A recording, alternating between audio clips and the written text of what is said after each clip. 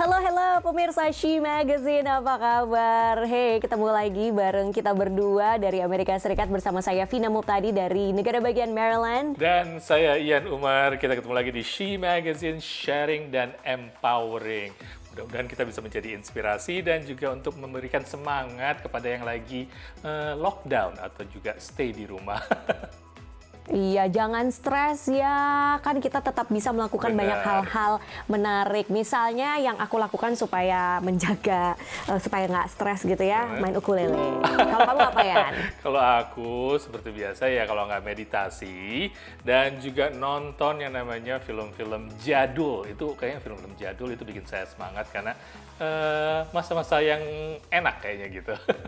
Sejadul apa sih contohnya, apa film jadul kayak apa nih? Waduh, kayak misalnya Back to the Future, itu tahun 80-an atau 90-an, itu kan film-film masih seru-seru banget, itu kayak teater. Karena itu mengingat kangennya saya untuk nonton ke teater. Jadi kembali ke tempat yang kita suka atau kita buat nyaman kayak gitu. Nah itu bisa sebenarnya di-switch. Wah, menarik. Ya, nah apapun pilihan pemirsa, apakah itu nonton seperti Ian, apakah itu main musik seperti saya, semoga apapun kegiatannya bisa tetap membuat kita tidak stres dan tetap produktif selama masa pandemi. Dan pemirsa, kita awali She Magazine dengan News Flash. Wakil Presiden Amerika terpilih Kamala Harris akan dilantik pada tanggal 20 Januari. Harris mencetak sejarah sebagai perempuan pertama yang menduduki jabatan kedua tertinggi di Amerika.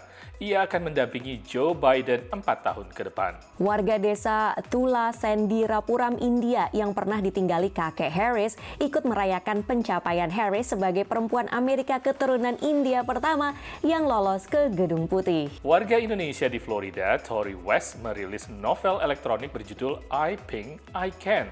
Novel ini diadaptasi dari pengalaman pribadi perempuan bernama lengkap Naturi Isherdianto itu dalam perjuangannya melawan kanker payudara. Oke pemirsa, we wanna get serious. Kita akan membahas beberapa isu yang kerap dialami perempuan, yaitu isu KDRT dan juga kesehatan mental. Kenapa ini penting untuk dibahas ataupun disuarakan? Karena masalah ini berdampak tidak hanya pada diri sendiri si penderita, tapi juga orang-orang yang ada di sekitarnya. Apalagi di tengah pandemi ini, yang kabarnya KDRT itu semakin meningkat kasusnya.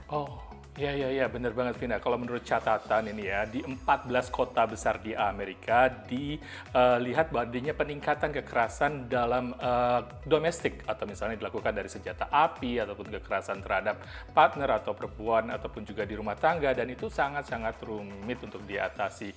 Kita bisa melihat salah satu contohnya ada seorang perempuan yang akan sharing, apalagi di masa pandemi ini kita lockdown di rumah ya, dan dia akan bercerita bagaimana dia mengatasinya dan juga liku-liku dari kekerasan domestik ini.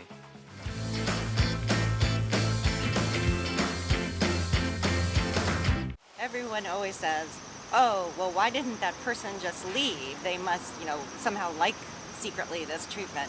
But the truth is abuse is a cycle. Ibarat tinggal dengan bom yang bisa meledak kapan saja. Begitu yang dirasakan penyintas KDRT yang menolak memberikan namanya ini. I finally reached the point where I felt that if I did not leave the marriage, that I would be dead within a year, either because he would have killed me, I might have committed suicide, or the stress of living in the situation was so severe that I would get cancer or something like that. Itu terjadi sebelum pandemi. Ia bekerja penuh di kantor dan bisa bertemu dengan teman atau keluarga jika perlu perlindungan. Kini dengan pandemi, sulit bagi korban kekerasan untuk bisa melepaskan diri. We see more abusers using COVID as a technique to hold power and control over their victims. So they'll either not let someone leave the house and threaten them, if you leave, you can't come back in because you'll have COVID, or not letting them leave the house in the first place. What we've noticed is that we're serving the same number of people, but the situations are so much more dangerous. Cases involving strangulation, cases involving firearms, cases involving other weapons. We've seen a massive increase in these types of cases. Menurut penelitian, setidaknya 14 kota di Amerika Serikat mencatat adanya peningkatan laporan KDRT. We used calls made to the police during 2020, and then we compared them with calls during 2019, and we found that the increase was about 7.5% during March, April, and May. Most areas and most racial groups and income groups had similar effect sizes, and we found evidence of large increases for new households. Yang lebih mengkhawatirkan adalah bahwa korban, terutama yang di bawah umur, tidak bisa mencari pertolongan. Children who may have been able to go to school and perhaps report what's happening in their home are now doing remote learning. So there's no opportunity to speak to that trusted adult in their school to let them know what's happening in their home. Namun pertolongan tetap ada. I'm just going to start off by gathering a little bit of information from you. Korban bisa menelpon nomor-nomor bantuan atau melaporkan ke pihak berwajib. Terapis di lembaga seperti Doorways juga tersedia online. We work on creating a safety plan to identify triggers, to identify, unsafe locations, whether that be, if they see that their partner is becoming escalated, moving out of the kitchen, because that's where weapons can be. Penyintas ini berpendapat luka bisa disembuhkan. Tapi yang penting harus berani dan sabar untuk bisa keluar dari lingkaran kekerasan. Don't think that there's something wrong with you if you got out 3 months ago and you're not walking on clouds. It takes a very long time.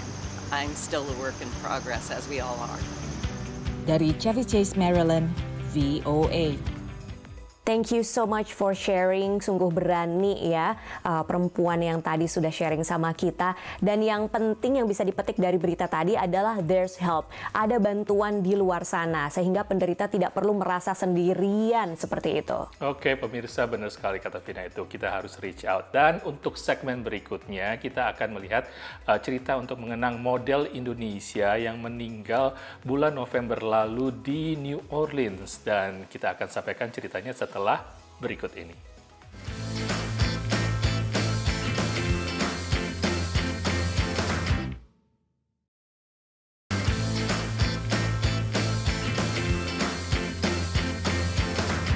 Pemirsa, Anda masih bersama She Magazine, sharing dan empowering. Seperti yang kita bilang tadi, kita akan sharing tentang cerita seorang model dan juga pekerja seni asal Indonesia yang meninggal dunia bulan November lalu di New Orleans. Dan ceritanya sangat menyedihkan, karena sebenarnya Dylan Sada ini adalah seorang pegiat juga aktivis mengenai kesehatan mental dan juga kekerasan domestik. Dia seringkali menyuarakan bahwa kita harus selalu sharing dan harus reach out kalau kita menghadapi masalah-masalah seperti itu. Ya, sepanjang hidupnya Dylan ini juga dikenal sebagai seorang model, fotografer, kreator digital, pekerja seni ya. Dan sebelum tinggal di New Orleans, sebenarnya Dylan lebih lama tinggal di kota New York City. Nah, VOA akan mengulas mengenai jejak Dylan dan juga mengenang seorang Dylan Sada.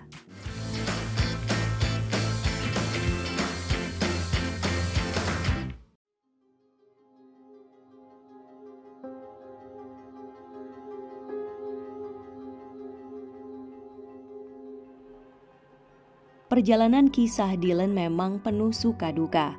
Model berparas cantik, fotogenik bernama lengkap Aldila Wulandari Perez ini dikenal sebagai seniman serba bisa, kreatif, menyenangi karya seni kontemporer dan profesional. Dylan juga dikenal sebagai fotografer otodidak yang mampu menciptakan karya-karya artistik kontemporer. Selain model dan fotografi, Dylan juga mempunyai bakat di bidang musik.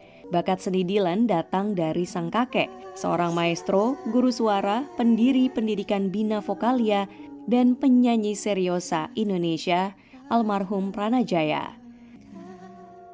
Musim dingin 2018, nama Dylan menjadi perhatian dunia mode New York dan publik Indonesia ketika menjadi korban kekerasan perempuan yang dilakukan oleh mantan kekasih di apartemen Dylan di area Brooklyn.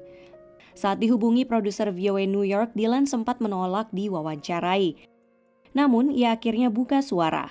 Keberaniannya menginspirasi publik, terutama perempuan Indonesia, untuk berani melawan kekerasan terhadap perempuan.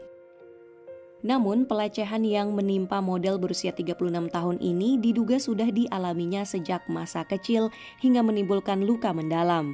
Melalui media sosial, Dylan mengaku pernah beberapa kali mengalami gangguan psikologis. Bahkan pernah menulis di akun Instagram kalau pernah 5 kali mencoba bunuh diri. Kepergian Dylan membuat para sahabat merasa kehilangan. Salah seorang di antaranya adalah model asal Indonesia yang juga tinggal di New York, Oliver Prasetyo. Ia dikenal cukup dekat dengan Dylan.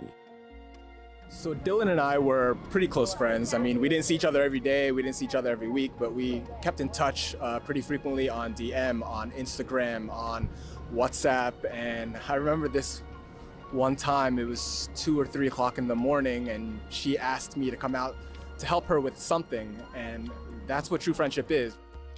Pada Januari lalu, kepada Oliver, Dylan sempat meninggalkan voice message, mengajak Oliver untuk berkunjung ke rumahnya di New Orleans. Hai manis, iya I moved to New Orleans. Maaf nggak sempat pamit karena I just needed to get the out of there. But you should come visit me, babe. Sumpah ya, this city has healed my broken soul.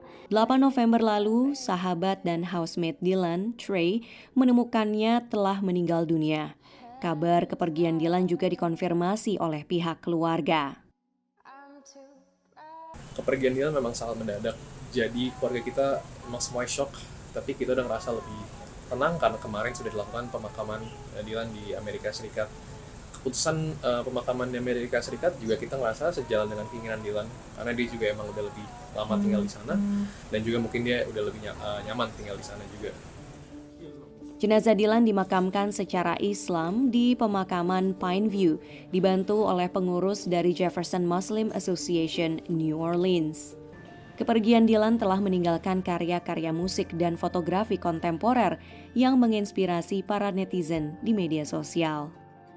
To keluarga Dylan, my deepest condolences. She was a good friend of mine.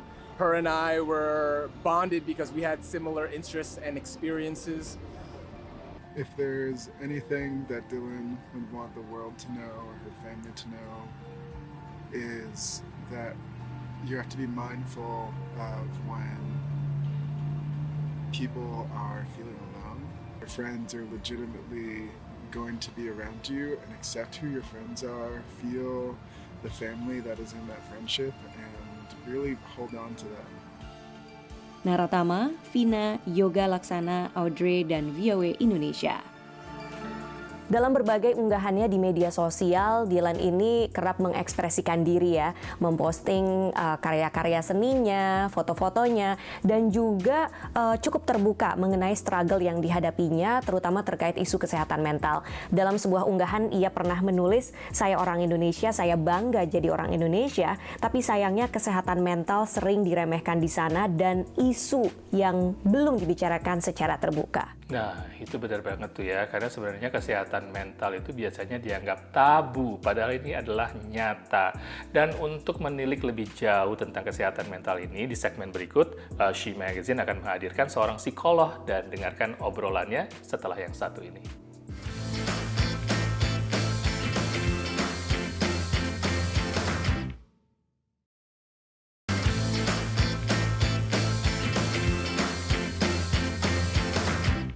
Pemirsa, Anda masih bersama She Magazine, hasil produksi dari VOA di Washington DC. She, sharing dan empowering. Di sini kita akan membahas mengenai isu kesehatan mental yang masih banyak dianggap tabu dan banyak sekali orang jadi enggan untuk mencari pertolongan.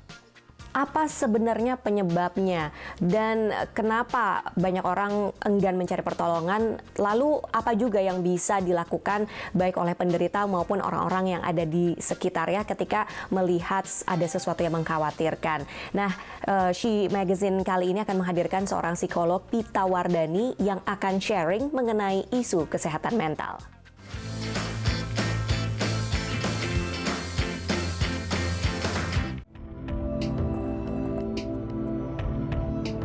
Sebenarnya sih nggak hanya di Indonesia aja, tapi di negara-negara yang maju pun masalah kesehatan mental ini masih seringkali dianggap sebagai suatu hal yang kurang penting atau bahkan tabu.